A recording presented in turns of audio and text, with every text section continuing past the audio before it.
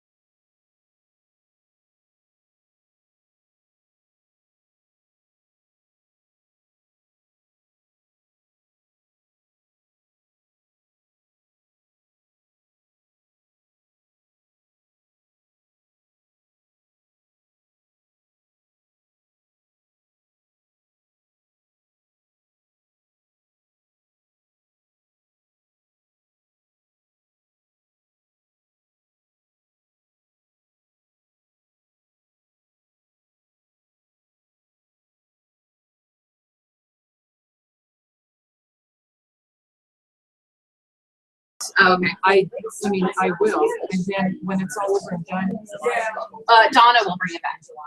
so she's gonna turn it off. She's coming. I think she's waiting for me to go over. Oh, But, okay. yeah, she'll turn it off and she'll bring it back. She's familiar. So. Okay, so if she's gonna be here, she can watch it, right? Yes. Yeah. And yes, we need to set a time when you have half an hour or whatever you think it's gonna take for us to enter my install. Because it's just a matter of seeing it done maybe twice in a row, slowly, first time very slowly, the second time, walk me through it physically. You do it. Yes, make me do it. Yes. Honest, right, you know. Should I You stay have- mostly here or what's my rate? You have from You don't want to be in front of the presentation. All the way to the door. to the door. Yeah. So that frame on the side of the window, that's your kind of marker. And what you're showing on here doesn't show that rate on the broadcast anyway, so they have their. Oh, they have their handouts on their watching. Yes. They want to watch it from And then the other thing is that I have the survey link posted on the YouTube video as well. Yeah, because I figured, you know, pass it out and just collect it for folks here. But, you know, it's kind of a pain if you're emailing it to them and then they have to print it out and fill it out and Yeah. scan it back. You'll never get it back. Yeah, yeah, so if we figured do the link and that works.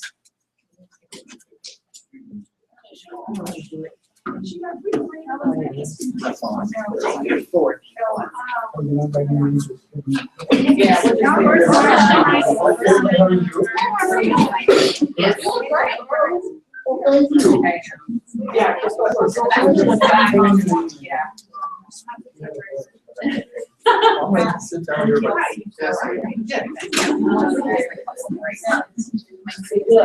And I want to sit down here because they're really nice. That's course. All right, come down here, best for you. All right. Hey, how come this is what that's kind of thing?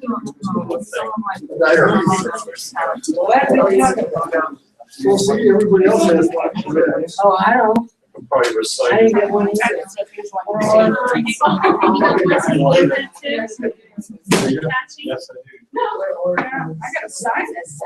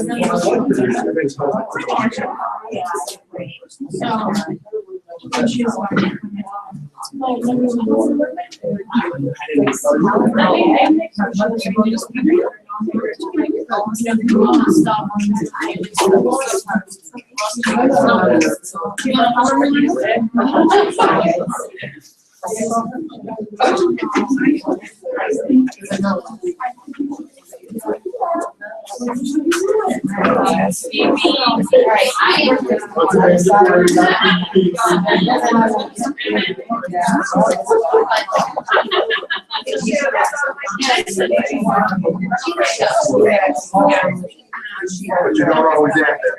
Yeah.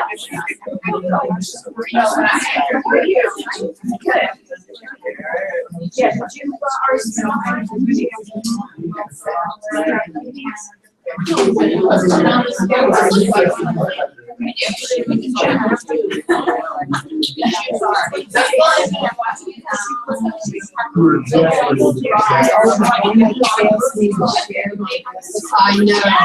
I know. No.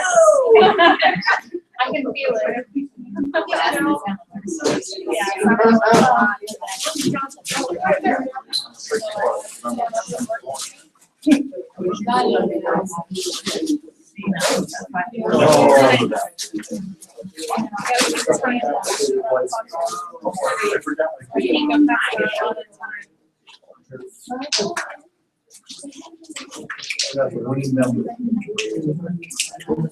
You do? You already know that? That's pretty cool.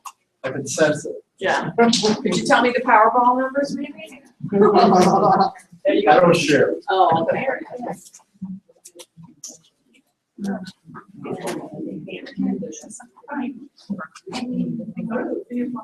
Yeah. All right. So healthy I am.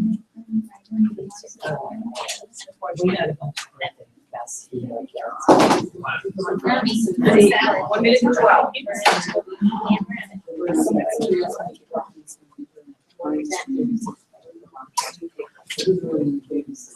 No. Once it's on, it's on. What, are you gonna say nice things about me?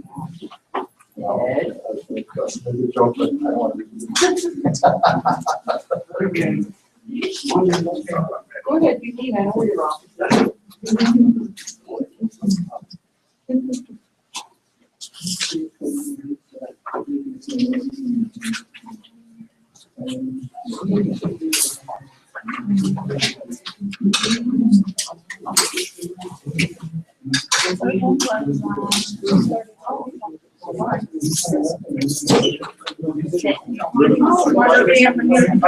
That's right, just about afternoon.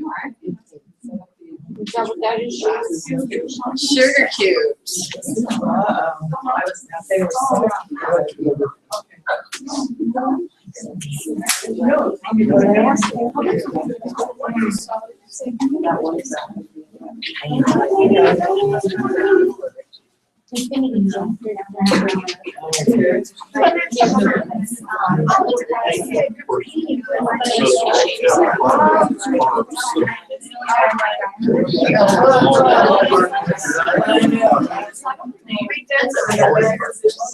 Well, you don't have your choices.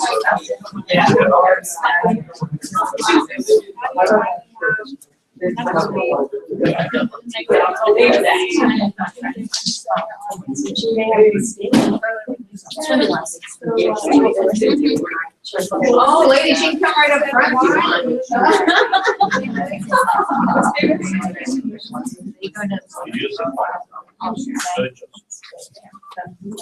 Well, that's great.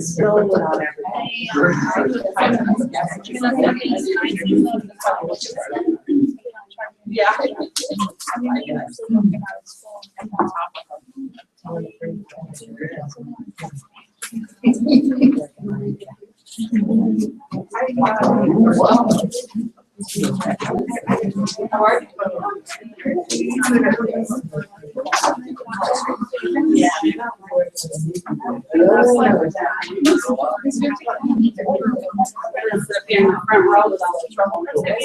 Oh, the troublemakers have strikes? Yes, they are. Oh, good to know, good to know. You can always use another troublemaker. She's a short time. Ah, okay. It doesn't mean I'm new, it means I'm leaving. Oh, I see, I see. Linda, I only have 10 years to retire. I wouldn't even think about that.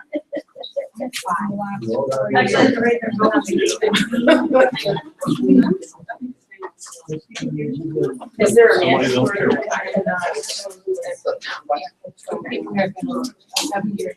Okay.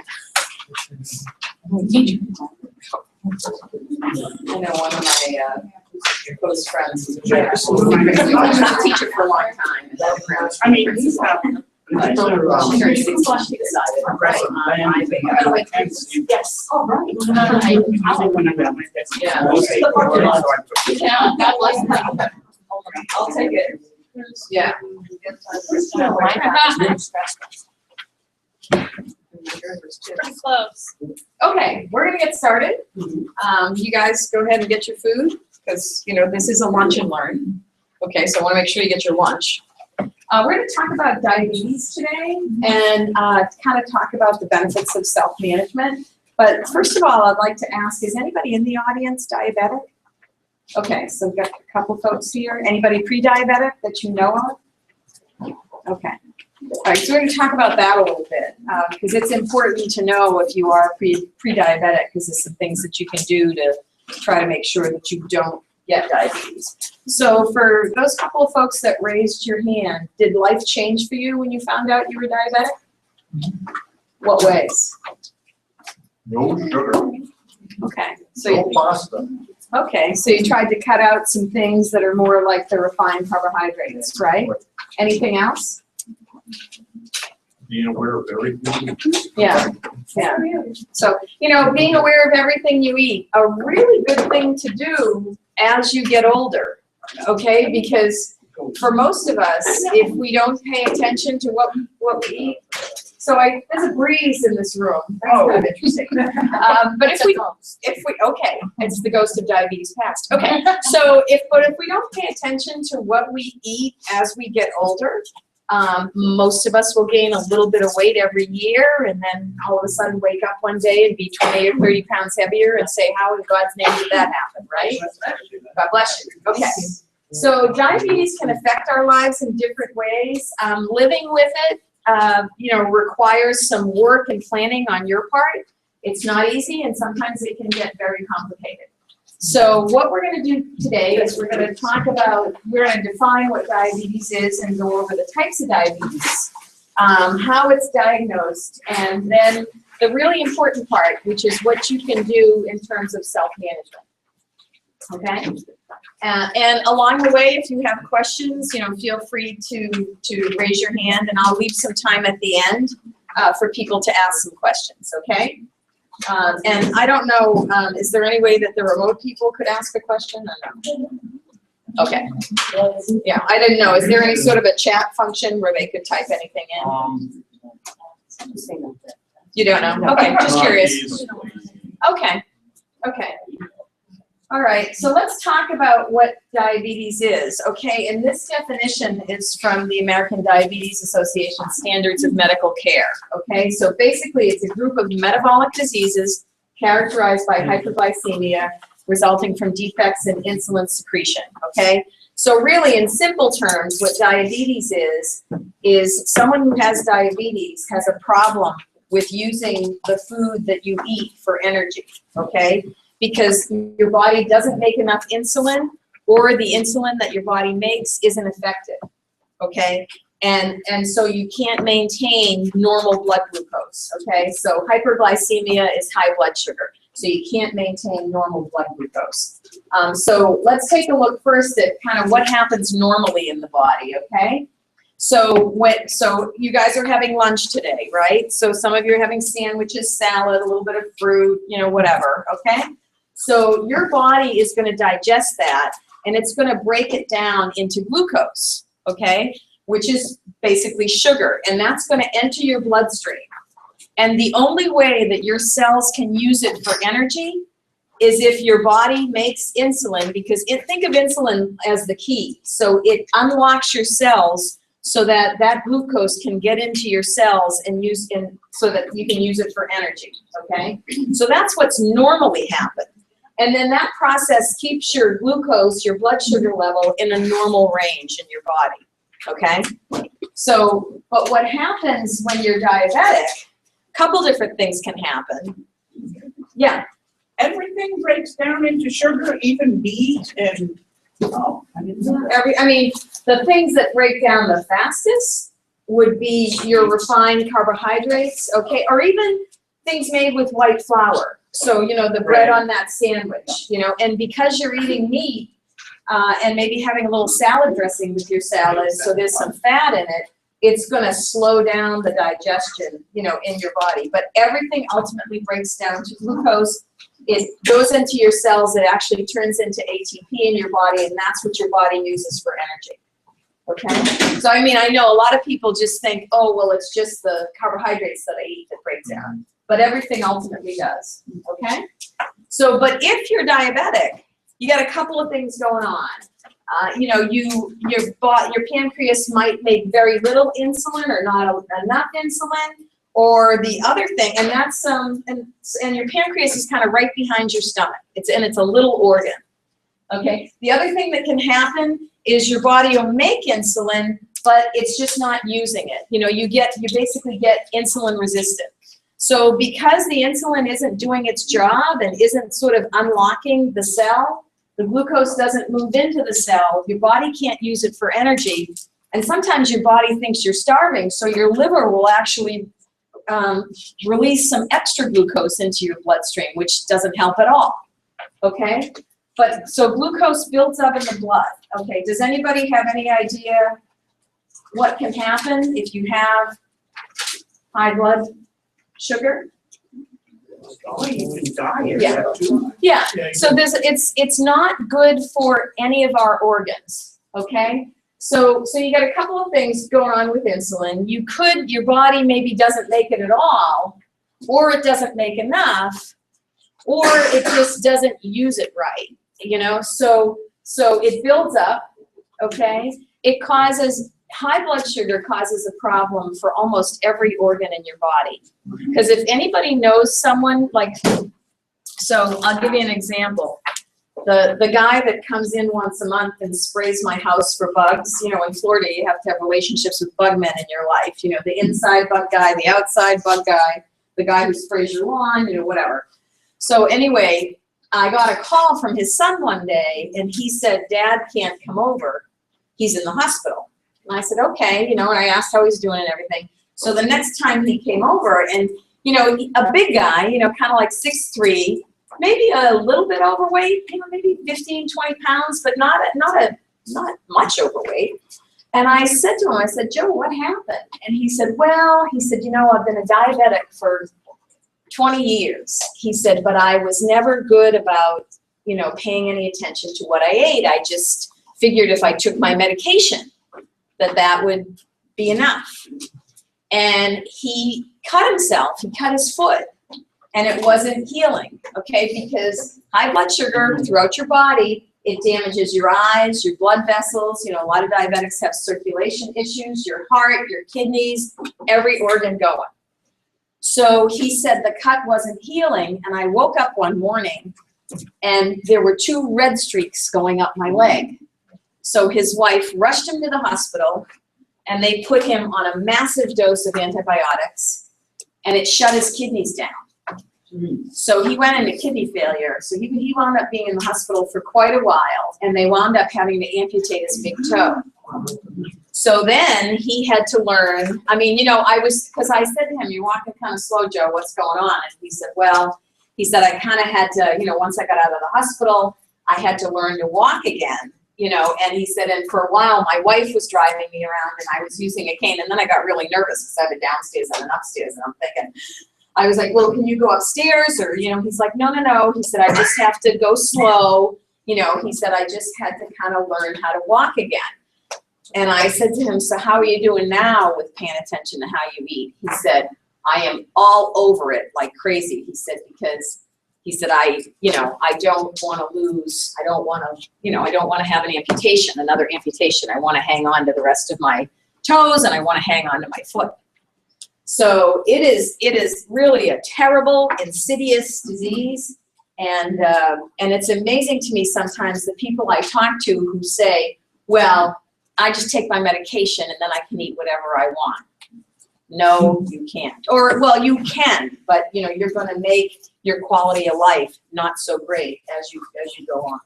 Okay, so we've got different types of diabetes. Okay, so type 1, that's about 10% of the population. That's when your pancreas just doesn't makes very little or no insulin.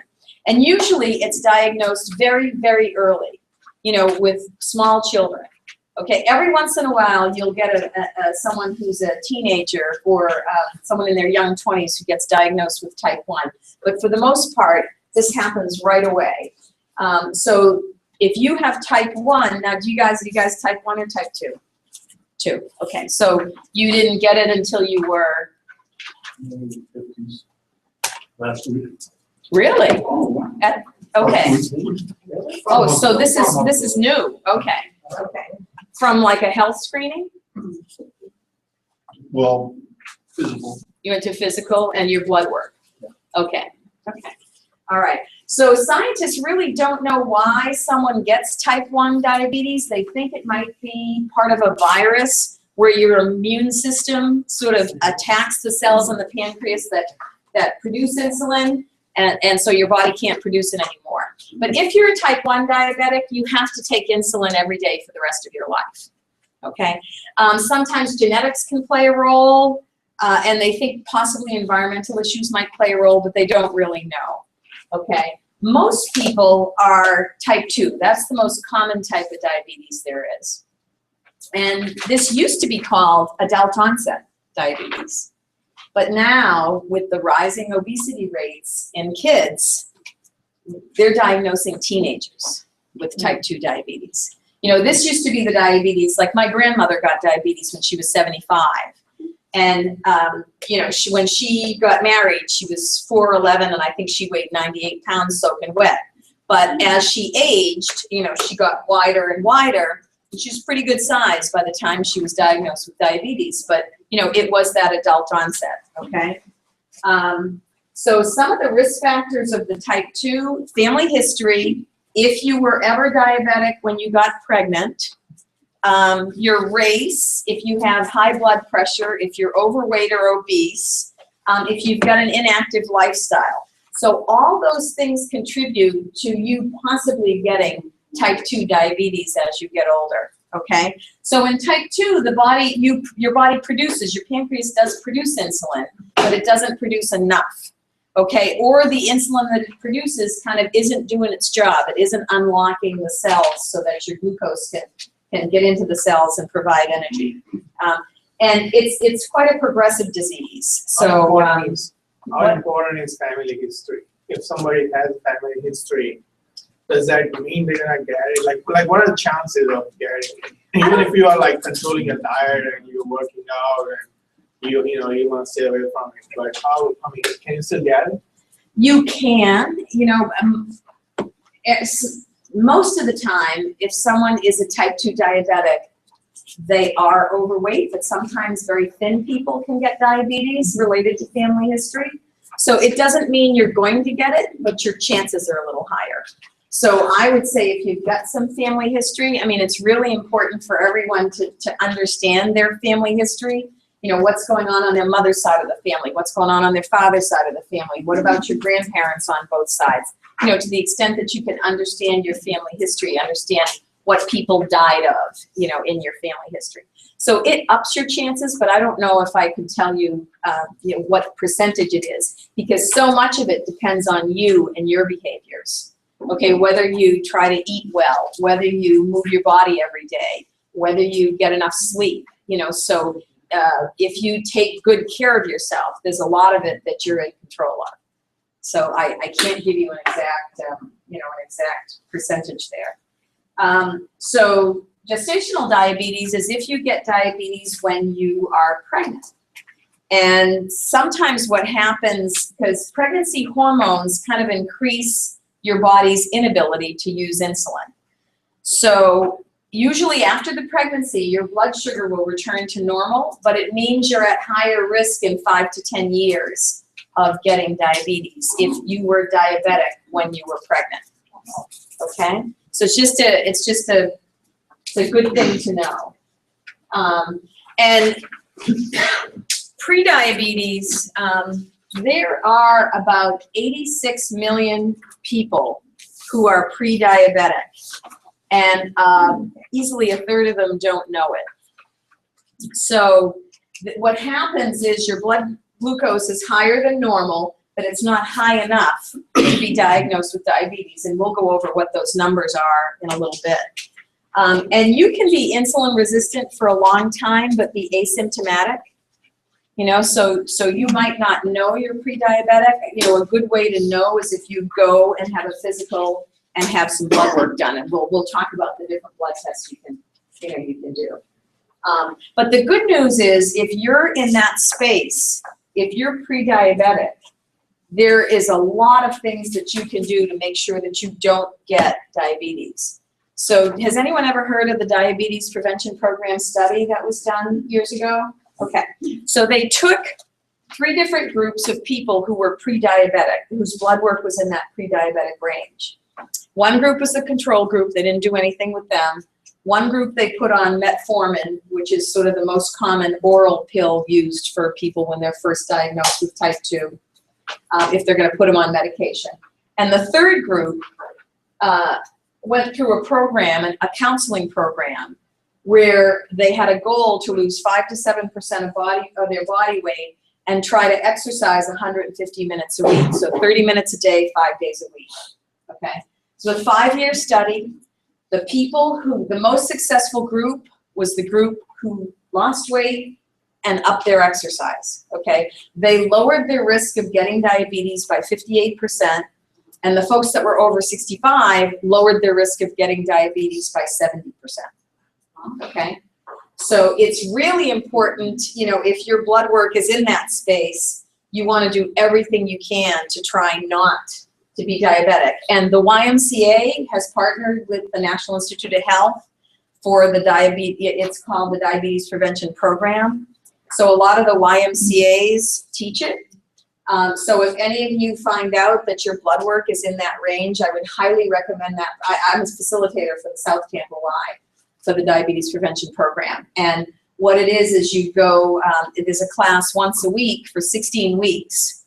And there's materials given out at each session to give you some information, but it's also about holding you accountable. So every week we weigh everyone and they do a food log and they track their exercise.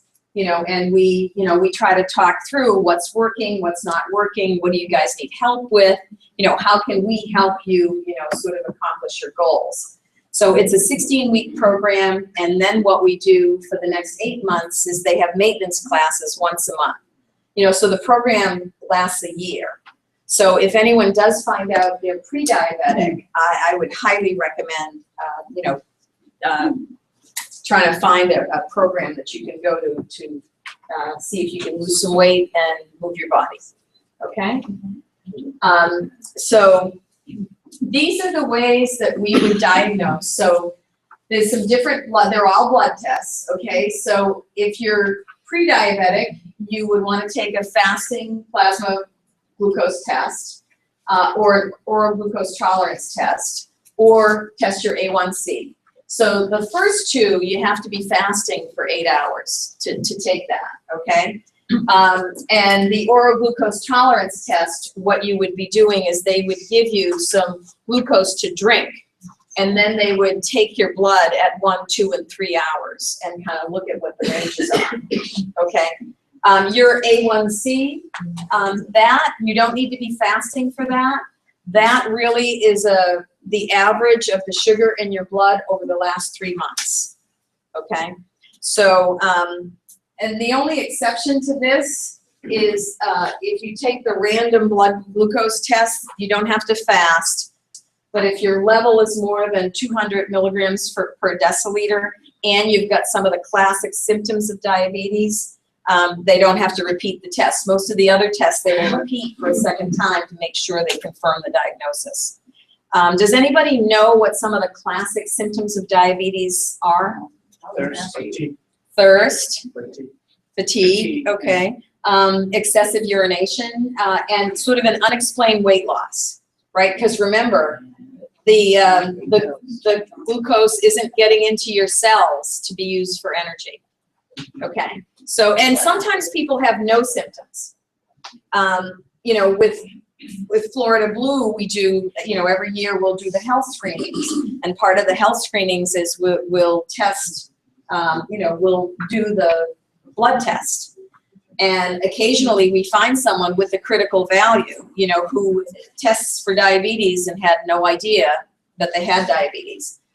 So typically we've got nurses that are health coaches that will, kind of consult with the person, coach the person to go see their doctor immediately. But we're told to drink, so much water. So when you drink water, of course, you have to do the opposite and you have to release it. So how do you know if you're in that zone of getting rid of the water that you've been drinking or the classic excessive urination? Yeah. I would tell you that if you go have a physical once a year and get your blood work done then and it comes back within the normal range, you're fine. Okay, so we have to weed it out one more time. Yeah, yeah. So, but I don't know. I mean, obviously, David, there's a health screening done here every year, right? Okay. So hopefully all of you go to it, okay? Because it, at least you get maybe your height and weight checked and get your cholesterol checked and your blood pressure checked and because some of these things, there aren't any symptoms. You know, so you want to know if anything's going on before you wind up having a disease, right? So anyway, these are the results. This is what happens with the test. So looking at your fasting blood sugar, if you're diabetic, the result will be 126 or higher. If you're pre-diabetic, it'll be 100 to 125. And if it's in the normal range, it's typically 65 to 99. But I would tell you guys, if you come back from your health screening and you were fasting and you had your blood work done, and it's in the high 90s, you want to really start paying attention to how you eat and whether you are moving your body, okay? Because you do not want it to creep into the pre-diabetic range, okay? I just, my little sister just came out. She's 6 years younger than me. And because my youngest niece just graduated from nursing school, and she just had her physical before she came out. So when she got to my house, I said, so what were the results of the blood test? And I'd helped her lose weight a couple years ago. She's put some of it back on, and she's kind of panicking about it. And she said, oh, you're not going to like it. And I said, why am I not going to like it? She said, 99. I said, I'm not going to like it. You're right. You know, so let's talk about what that means. You know, it means no junk at night. Knock it off. You know, I mean, you know, because I know her. I know what she does. You know, she does great during the day, and then she wants to eat candy at night after supper. You know, so we just talked about maybe don't bring it home. You know, because if it's not home, you know, usually, I mean, I know for me, I love candy. But, you know, the way I deal with it is I don't have it in the house. And then if I have a little craving, I can usually talk myself out of getting in the car and driving to go get it. You know? Yeah. Yeah, there's enough time there that I'm having that conversation with myself. Are you hungry? You bored? What's going on? You're stressed? Yeah. I know, sometimes I don't keep sweets in the house Yeah. because if they're there. Oh my God, are they calling your name or what? So, you know what I eat when I'm craving for sweets? My trail mix, which Oh, has yeah. a little bit of the tropical dried fruit in it. Good. And Good. that's And enough some to nuts. Yeah, the nuts and The nuts help because they help with Raisins, satiety, cranberries, with yeah. feeling full, right? Yeah, so that's a very good substitute, okay? Yeah, so anyway, even if yours is in the normal range, if it's that high normal, you know, you maybe want to start taking a look and saying, you know, could I get a couple of pounds off? You know, if I've got 10 minutes after dinner, can I go walk around the neighborhood? You know, I know it's hard when you're working full time. You know, a lot of the complaints I get when I tell people they need to move more is you know, between work and family and everything that's going on in their lives, it's hard to find the time. But you got to find the time to put self-care at the top of the list. Because if you don't have your health, my mother used to say, if you don't have your health, you don't have anything. You know, because everything is harder when you don't feel good, okay? Everything's harder. So even if you say, I'm going to walk for 10 minutes in the morning, and I'm going to take a break and walk for 10 minutes in between whatever else I have to do during the day, and then after supper, I'm going to move my butt and walk in the neighborhood for 10 minutes, there's your 30 minutes right there. You know, so you can definitely break it up. If you have the oral glucose tolerance test, that's where they have you drink a sugar solution, and then at 3 different intervals, they're testing your blood. If you're diabetic, it's over 200. If you're pre-diabetic, it's over 140. And if it's less than 140, it's in the normal range. And if they do the A1C, and that's the one that's the average, you don't have to be fasting of the last 3 months. Normal is less than 5.7. Pre-diabetic is 5.7 to 6.4. And if you're diabetic, it's over 6.5%. And it's really amazing with that diabetes prevention program. A lot of my folks who are doing a good job of really paying attention to what they're eating, and they're trying to walk. I had one woman, I was teaching a group up in North Pinellas, and there was one woman who, when she started, she was kind of coming in with a walker. And if she went to the grocery store, she was using the motorized cart. And she started, and her food logs were, you know, sometimes these ramblings of what was going on in her life besides what she was eating, which was interesting because it kind of gave me a little insight into what was going on with her. And she wasn't sleeping well, so there was a lot of eating in the middle of the night kind of going on. But she started gradually trying to figure some things out. I mean, her exercise initially was I put the cat on the leash and I walked around the block. The cat. I was killing myself laughing. Yeah, she was like, I put a leash on my cat and we walked around the block very slowly. You know, maybe not, you know, not anything that got her heart rate up, right? You know, not really high level cardio.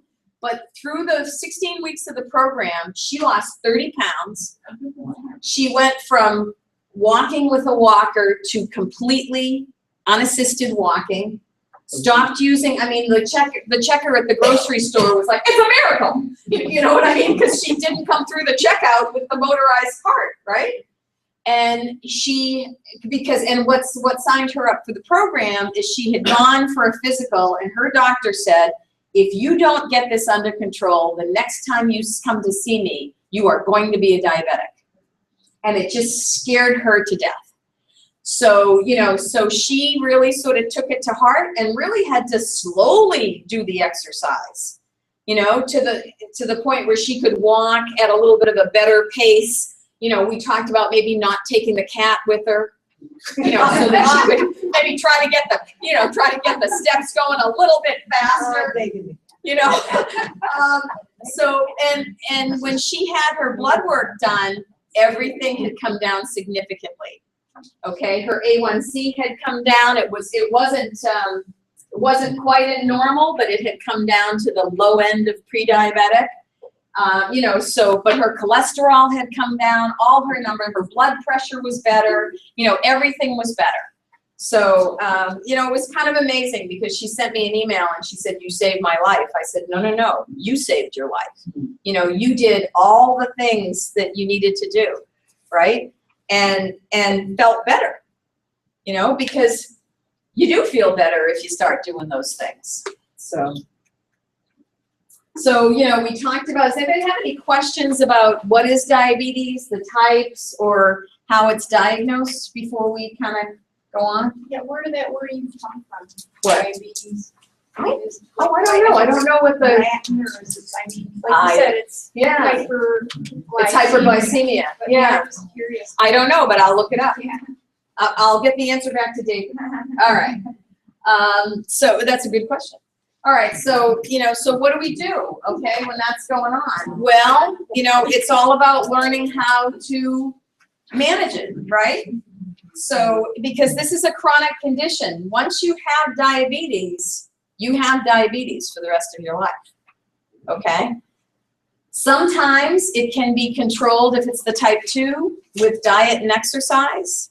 Sometimes you need pills. Sometimes you need insulin. You know, has anybody ever heard the term brittle diabetic? So sometimes if someone's a brittle diabetic, they might actually wear an insulin pump, right? That kind of is always trying to just understand what's going on in the person's body, okay? So you have to manage it. You know, it's the choices that you make every day if you have diabetes or if you're pre-diabetic that's going to impact, you know, what happens as you try to live with a chronic disease, right? So a couple of good places to start is obviously talking to your doctor. There are a lot of nurses and some dietitians who have initials after their name that say CDE. That means they're certified diabetes educators. You know, so sometimes if you have questions, because I don't know about you, but the way healthcare is set up in this country, a lot of times your doctor doesn't have a whole lot of time to talk to you, you know, in that appointment. You know, they don't necessarily go over in great detail what you should be doing differently, okay? So you want to get some diabetes education, okay, so that you can stay as healthy as you possibly can. And another really important thing is to monitor your blood sugar. Are you guys doing that? You guys monitoring? How often do you monitor? Every day, sometimes 2 or 3 times a day. Okay. Just daily. Daily, okay. Do you feel differently sometimes, or, I mean, is there sometimes when you think I better check because I don't feel good? Has that happened to you yet? Was it something I said? No. Okay, just check. Okay. Oh, okay. Yeah. Have you noticed sometimes that you say, maybe I better check because of the way you feel, or is it just turned into a habit? Okay. Okay. So, you know, like I say, you want to get some education, you want to talk to your team, because some of the complications, cardiovascular disease, nerve damage, you know, what happens is it affects your nerves. So a lot of times people who are diabetics get diabetic neuropathy, where they have pain, you know, it impacts their circulation in their hands and their feet. And that's why sometimes you see amputations, because they don't have good circulation in their hands and their feet. It can cause kidney damage. So it is the single biggest cause of lower limb amputation besides traumatic car accidents. Okay, that's what diabetes is. So, you know, it's really up to you, and a lot of times the changes that you have to make, they're really lifestyle changes, right? You know, it's something you're going to have to figure out how to do for the rest of your life if you want to feel as good as you can feel, right? So this is the American Association that stands for the American Association of Diabetes Educators, that AADE. And these are the 7 self-care behaviors, okay? So healthy eating, number 1. Trying to figure out how to be active. So does anybody understand what healthy eating might mean if you're a diabetic? What would you have to do differently? Carbohydrates. So carbohydrates, but the refined carbohydrates, right? Because remember, fruits and vegetables are carbohydrates. So you know, sometimes diabetics will, there really isn't like a specific diet for diabetes anymore, but a lot of diabetics will start counting their carbohydrates. You know, and so sometimes you might get a book like a Calorie King book or something, so you can understand in what you're eating, how many grams of carbohydrates do I have in this meal. So like grapes are fine, like sweet, things like that, that's fine. So it's a serving. So you might have, yeah, so you can have fruit, but you might not, you know, you might say, I'm going to have you know, 12 grapes, or, you know, a smaller portion. And just stay away from things like cake, cookies, pies, you know, a lot of pasta, a lot of bread. You can have bread. You want to try to have maybe the more whole grain bread. Or has anyone ever tried Ezekiel 4:9, the sprouted bread? You know, it's much denser. It's going to digest slower because it's a whole grain. So you might carb count, okay? And you can go to diabetes.org, and there's a lot of good resources there, you know, in terms of some books and some information. So, but that's what a lot of diabetics do, and particularly if you're on insulin, because you might be calculating your insulin dosage based on how much you're going to eat.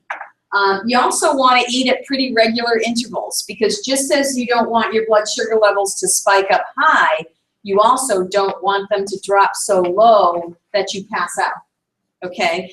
So a lot of times diabetics will carry something with them in case, you know, they're in a situation where they were going for too long without eating. You know, and if you've ever been around a diabetic, my mother used to, my mother goes and volunteers at the polls every year.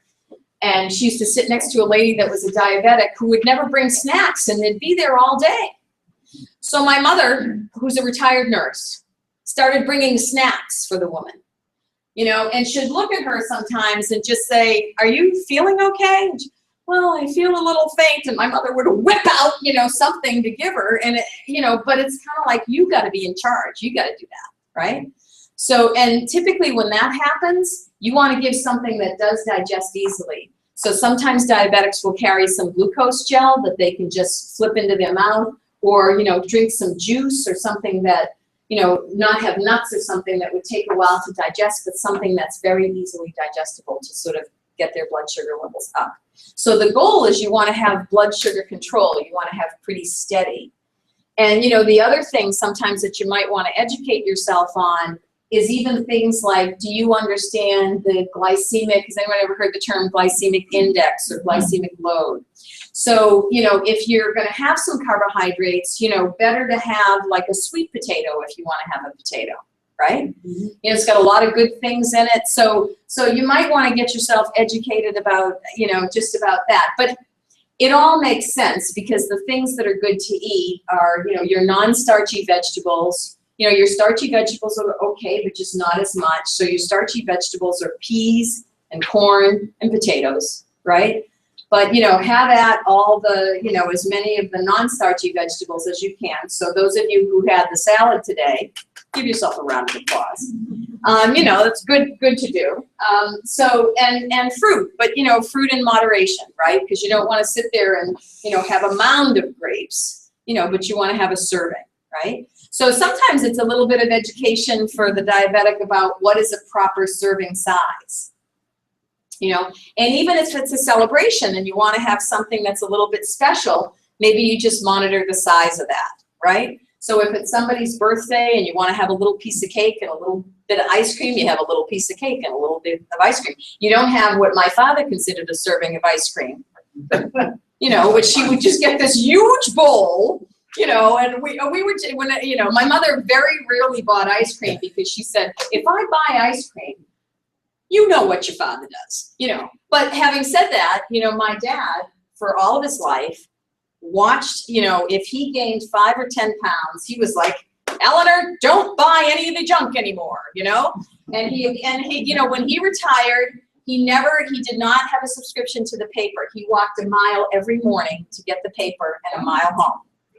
And then he'd be in the living room, he'd be doing his planks and his push-ups and his sit-ups, he'd be throwing around some arm weights, you know, and his stomach was flat till the day he died.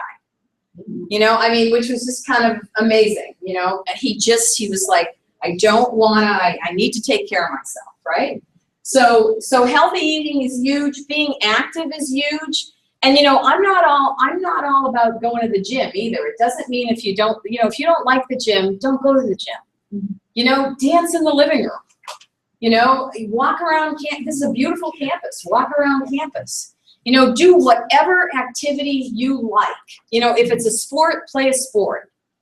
You know, so whatever, you know, take the stairs. You know, do something every day that makes your day harder physically than it should be. Okay, because, you know, we all sit on our butts a lot, right? I mean, I don't know. I mean, some of you might be teaching, so you might be standing a lot. So I don't know your particular thing.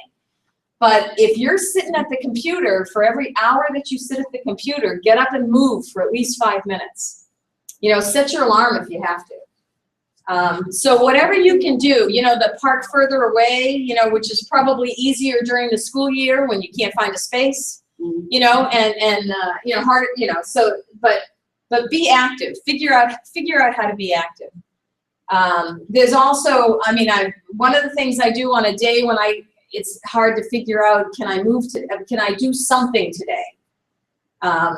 Is I've got the 7-minute scientific workout app loaded on my phone. So it's 12 exercises that you do for 20 or 25 seconds and then you rest for 10. And you need a chair and a wall and your body, and that's it. So I do that if I haven't done anything else, you know, and at least it kind of, by the end of those 7 minutes, you know, my heart's a little bit, because it's jumping jacks and it's planks and it's push-ups and it's, you know, it's wall squats, you know, so, you know, there's something you can do. Everybody's got 7 minutes, right? What's it called? It's called, if you Google the 7-minute scientific workout. Yeah, and having said that, be careful if you've got any medical conditions. So just as an example, one of the things is high knees. I hurt this knee skiing. I hurt this knee playing softball.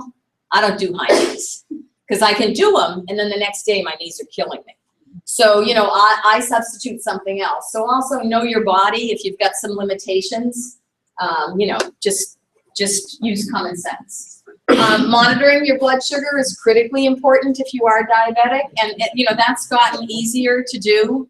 You know, they've got, you know, it's just a little finger stick, right? Did you guys mind doing that? No? Not a big deal? Yeah. Yeah, like anything else, you know, you got to get used to doing it, right? Yeah. If your doctor puts you on medication, take it. Okay? I mean, you know, hopefully if you didn't get prescribed medication, you can do it through diet and exercise, that's great. But if you were prescribed medication, take your medication. And solve for the problems that you have. So if you know things are gonna be harder for you because there's some different things going on over the weekend, or you've got some situations coming up, or you're trying to exercise and then you're like, well, what should I be eating before I work out? Maybe what should I be eating afterwards, you know? You know, learn how to sort of solve through the problems that you have.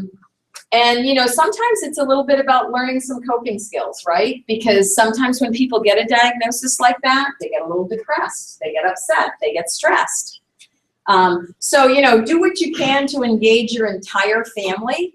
And find some support with friends. You know, maybe join a diabetes, you know, if you got a little bit of counseling at an outpatient clinic with a dietitian or with a nurse educator, then ask if there's a support group that you can join. You know, because sometimes it's nice to talk to other people who have the same issues and problems that you have, right? Are we leaving? Can you fill out the survey? Yes, I did. Oh, good. Okay. You know, and for those of you who maybe you don't have any pre-diabetic issues now, how are we doing on time? We're good, right? We're good, okay. All right, so, but reduce your risks. So if you aren't pre-diabetic yet, if everything's normal, but you're overweight and you're not moving much, get on that, okay? Get on that. Because we really, you know, everybody, there's not anybody I meet who says, as I get older, I want to feel shittier. I'm sorry. But you know, seriously. Nobody says that, right? So all of us want to every day have good energy to do what we need to do, right? Sorry, didn't mean to swear. Yeah. Right? So and the way to sort of try to be motivated to that, I just listened to a webinar yesterday talking about motivation, and it was very interesting. Because it was saying that even though, you know, you might sit there and say, well, yeah, I exercise because I know, or the thing that motivates people is what is it going to do for me today? So, you know, it's kind of like I said to my sister, who she's probably put about, I'm going to tell you, 25 of the 45 pounds she lost, she's put them back on. So I said to her, listen, it's about the decisions you make today. So, you know, you got to think about, how is this going to make me feel today? So if I decide to go for that walk for 10 minutes after dinner, you know, exercise is like the magic pill. If there was a pill, if we could take a pill instead of exercise, it would cost about $1,000 a dose, because it helps everything. It helps your body use insulin better. It helps your mood. It releases those feel-good chemicals. It helps with stress relief. You know, the list is endless, okay? So do those things that you know make you feel better. And I don't know about you, but if I do simple things like I say to myself, am I hungry before I eat something? And hunger has physical symptoms, okay? So a lot of times at night, looking around the cabinets, I don't know what I think is going to be in there because I don't keep junk food in the house, so there's nothing there. But and I have to stop myself and say, what's going on? You know, and typically I'm bored or I'm upset about something, and then I'm looking in the cabinets. So, you know, the other thing you can do for yourself is try to find some healthier ways to cope when you're stressed. You know, maybe you say, I'm going to take a couple of deep breaths and I'm going to relax myself, you know, because you know, or maybe you say, I'm going to try to get a little bit more sleep, right? Because I don't know about you, but sometimes I cheat myself on that one. You know, I'm a health educator for Florida Blue, so I feel like I need to try to be a little bit authentic at this, right? So I don't want to tell you guys to eat well if I'm going to eat junk. And I don't want to tell you guys to move your body if I'm not willing to move my body. But I do cheat. I'm bad sometimes on if I got a lot going on, I'll cheat myself on the sleep thing. And the more I read about that, the more I think, oh, you have got to stop doing that one, okay? Because we need that time to rest and repair our bodies, okay? Yeah. How does eating How long before you go to bed should you stop eating, and how does food affect your sleep? So I would say 3 hours before you go to bed, don't be eating, right? Because you want your body to have been finished with digestion, and so that your body can do all the rest and repair things when you're sleeping. Having said that, if something happens and you're starved before you go to bed, have a little snack. You know, maybe like a little bit of yogurt or a couple of crackers, not something heavy. You know, maybe a little bit of cheese and crackers, a little bit of peanut butter and a couple of crackers, but just something so that, because you also can't sleep if you're starved, okay? So what happens when you sleep, the reason why your body doesn't wake you up to eat is because your body's gonna go use your fat stores or the glycogen that's stored in your liver so that it doesn't wake you up every couple hours to eat, okay? So I would say 3 hours, and you never wanna eat a big heavy meal and then say time for bed. You know, so, I mean, and the other thing about food, watch your portion sizes, right? Because most of us, you know, this is how big your stomach is when it's empty. So guess how much food we need at any point in time, even when we're starving margins, this much, 2 handfuls. Serious. But how often do we pile the food on the plate and then eat till it's gone? Or you know, anybody remember the Clean Plate Club when they were little kids, those starving children in that third world country? Yeah, you gotta resign. You know, you just gotta resign from the Clean Plate Club. So, you know, start to pay attention, be more aware of what you're putting in your body, and, you know, give yourself a little challenge to move every day, because our bodies are really move it or lose it, okay? So I'm gonna give you one little example, and I know, doesn't look at it. So here we are talking about diabetes, and I throw up the banana split, right? So let's say 2 of you were going out, and you're at the mall, and you decide to stop for this banana split, but your friend is diabetic and you're not.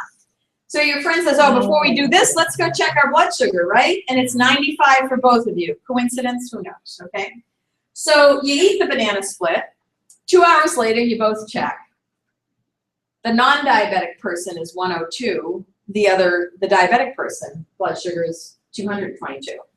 What do you think caused the difference? The blood absorbs the glucose, and therefore it's still reading in the blood. Right, so it's diabetes that caused that to be different, right? Because the pancreas can't deal with that blood sugar and get it into your cells for energy, right? If the banana split was the issue, both blood sugars would have been 222, right? So what could they have done? What could the diabetic have done differently? Eaten it. Yeah, have the banana, maybe say ixnay on the whipped cream, or maybe throw some fresh fruit on top, you know, whatever. Maybe split it if they really wanted some, have a couple of bites, right? So I'm gonna does anybody have any questions? And if you guys could take a little bit of time to fill out the survey evaluation, I would appreciate it. What's your name? Oh, my name is Patty. So you guys can just put Patty M. And just call this Diabetes 101. Because it's got a long name. It's called Living the Sweet Life, a Diabetes Overview. Yeah. Patty with a Y or not? Y, it's a Y. Okay. Patty, will you draw our first winner? Oh, yeah. Okay, so what are we winning? Well, we have cute little visors. Oh, all right. Dave's got the visors. Wait, Dave's drawing the ticket. Okay. Give the number. 728716. Yay! I'm the upfront troublemakers. All right. Thank you. All right, Karen, you draw the next one. Oh, there's another one I was rewind. I wanted to fit this. Not this game. We got 728709. All right.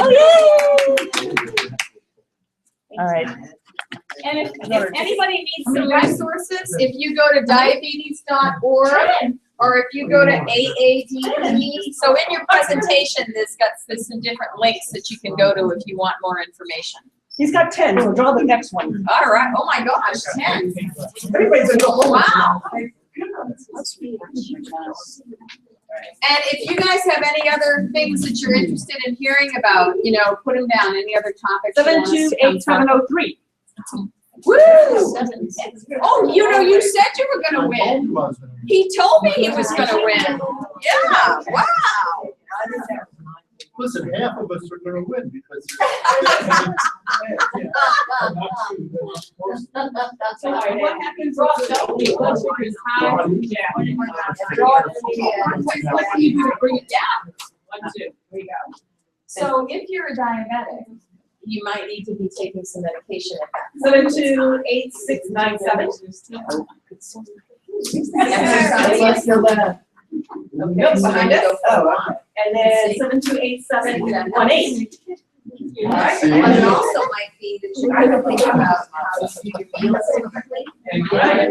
So, you know, more, How many we got? more vegetables that you deserve. Three more. Yes.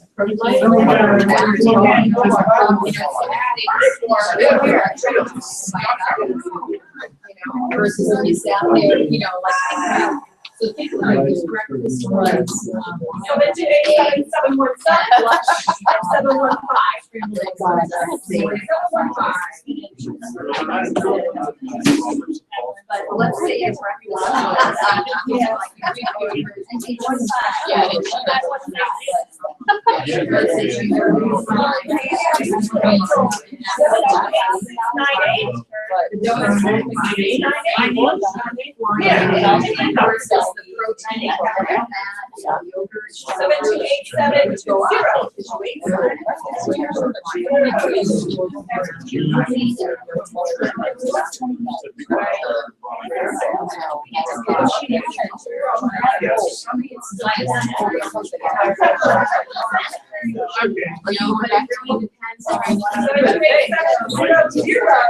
I can't hear you.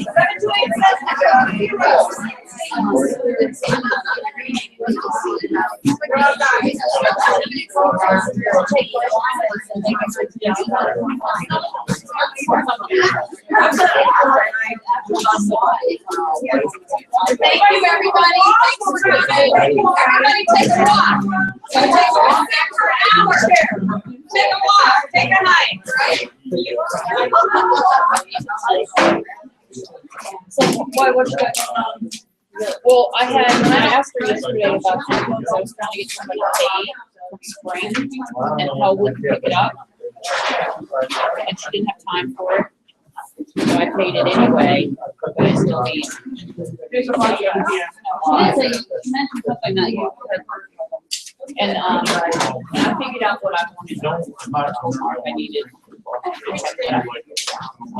Oh, okay.